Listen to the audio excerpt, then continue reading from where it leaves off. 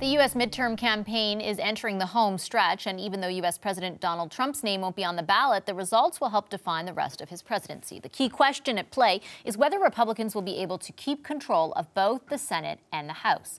In the Senate, 35 of 100 seats are up for grabs. Republicans currently hold 51 seats to the Democrats' 47, with 2 independents, Vermont's Bernie Sanders and Maine's Angus King. In the lower House of Representatives, all 435 seats will be decided. Currently, the Democrats have 193 seats, the Republicans have 235, and there are 7 vacancies. 218 seats are needed for control of the House. So which party is best primed for victory, and what will the results mean for America's political future? To help us track the pivotal races and analyze all the latest developments, I'm joined by Sarah Goldfeder, a former special assistant to 2 U.S. ambassadors to Canada, now a principal at Earnscliffe Strategy Group. Hi, Sarah. Nice to see you again. Nice to see you. Okay, help us lay the groundwork. We're 20 days out. What are some of the broad strokes when it comes to trend lines for these midterms? So this has been an interesting midterm election because normally what we see in the first midterm election after a president has become president is that the midterms normally swing to the other party. And so it's expected, has always been expected, that the Democrats would take the House and the Senate, possibly the Senate, back in these midterms. It's clear now that they are most likely going to take back the House, but they will likely not take back the Senate. So that's an interesting development, and I think it has a lot to do with the Brett Kavanaugh hearings and how the Republican Party was able to change the narrative coming out of those hearings to be a whole lot less about Blasey Ford and a whole lot more about Brett Kavanaugh. Do you think that sticks over the next 20 days? I think it could, and I also think that other issues that are coming into play at the moment have the ability to maintain that momentum for the Republicans at the Senate level. What's been particularly interesting to watch for me is the Texas Senate race with Ted Cruz and Beto O'Rourke. Beto O'Rourke was neck and neck until the last polls that came out a couple days ago, and now he's 7 points behind. So he's also changed his strategy in the days since and become a little bit more negative. And what we do know from experience is that negative campaigning works. So depressing, but so true. What are the, if we're going to look at some of the most important races to watch, which are they? Well, there's a lot of important races, but I think there are 3 that I kind of hone in on on the House side for a couple of different reasons. One is because all 3 of these districts are Republican districts. They all tend to vote more Republican than the rest of the country. So it's Washington's 3rd, which is the southwest corner of Washington, the Lexington, Kentucky district with Kentucky 6. And the 3rd one that I think is particularly interesting is Wisconsin 1st, which is Paul Ryan's district. And Paul Ryan has since decided that he's not going to stay in politics. So right. We have an open district there. So those are the 3 that you're watching? Those are the 3 that I'm watching. And I'm watching them as bellwethers to some extent because I think that because all 3 of them tend to go Republican. They're all 3 a mix of small city and rural voters. They're really indicative of, I think, a lot of the country in many ways. And yet all 3 of them have a very strong Democrat contender. Okay, what should Canadians be watching? What might impact us and why?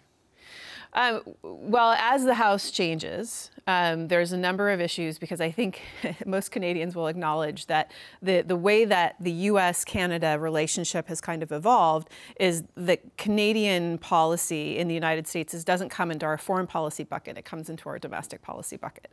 And so what we do on regulatory issues, how we manage our energy equation, what we do on agriculture industry issues, all of these things tend to affect Canada. So all of those are pieces that are legislated, and many of those annually within the House of Representatives. And so as the functioning of the House of Representatives is important to Canada, and it's important to the world, it's important to America. If you have, in this case, a president from one party, a Senate from the same party, and the House from a different party, the House is where most legislation begins. And so you may see a lot of legislative action coming through just to kind of outline priorities. and it will take up a lot of time and energy. It will divide the country, and it will drive the discussion, but it won't actually deal with issues that are important to Canadians as part of kind of the domestic economy of the United States. So the regulatory issues, the farm bill, things like that. So does that mean that we kind of get stuck in this inertia a little bit? Very much like the last 6 years of the Obama presidency, when he had a Republican Congress to work with. Right, that makes sense. Can you talk a bit about each party's strategy as we head into the final stretch now? And I'm always a big believer in the fact that campaigns matter. Does this one still, does what happens over the next 20 days still matter a lot? Absolutely. Now, a lot of states have already started their voting. There are more and more. So unlike Canada, Canada is driven by a Federal Elections Act, which kind of determines how you vote here. The U.S. doesn't have a Federal Elections Act, really. We do all of our election regulatory actions, and everything that drives it happens at the state level. So every state has their own policies and practices. So it's a bit of a jumble. Mm-hmm. Many states are mail-in ballots. Washington State is a great example. So Washington State voters are already voting. So while it does matter, and it's important to continue campaigning till the very end, most Washington voters have already picked their candidate and written in their ballot. That said, there's a lot of momentum in the final days. The U.S. postal system is pretty efficient. You don't have to get your ballot in the mail until the day before or the day of the election in many cases. Elections are certified anywhere between 7 and 30 days after the actual election, so there's time still.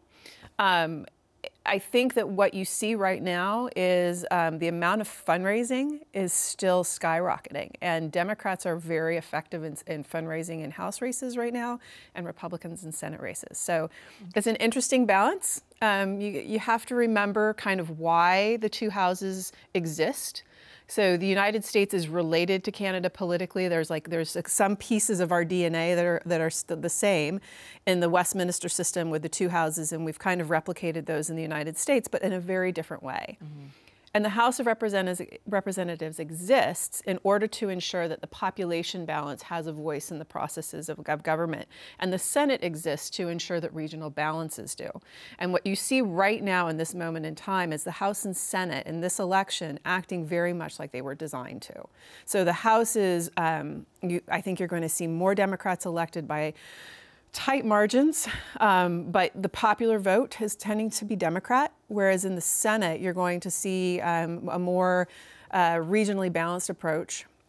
There are more rural states in our country than there are urban, and so you see the Trump voters having a little bit more say in the Senate. And that brings me to my last question. I want to ask about President Trump and his potential impact, or what his interests are, I guess, specifically where he's focused on in these midterms. And I'd note something that I've read lately and that I've witnessed, that we have seen, he's made himself incredibly available to reporters, taking it, and apparently, according to sources in the White House, that's very deliberate.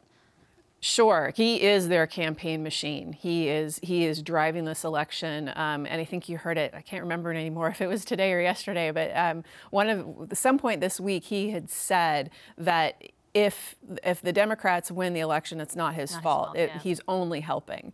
And I think that's true. I think that his campaign rallies, the effects that it has on voters, the get out the vote effect that these huge rallies have for the Republicans are something that matters in these tight races. Because, if you look at the three races that I mentioned, we're talking margins of, thousands of voters, not even a full percentage point difference in some of these races. They're very tight, and they could change in a moment. And he is just the kind of force to drive the Republican vote, get those voters out, because Republicans are the ones that tend not to vote in midterm elections. So as we're kind of look at the polling and look at what's happening, they're the ones that we don't take into account in the same degree as we do with Democrats. So he could very well turn the election in some of these tight districts. Okay, thanks a lot, Sarah. Really appreciate your time. You're welcome.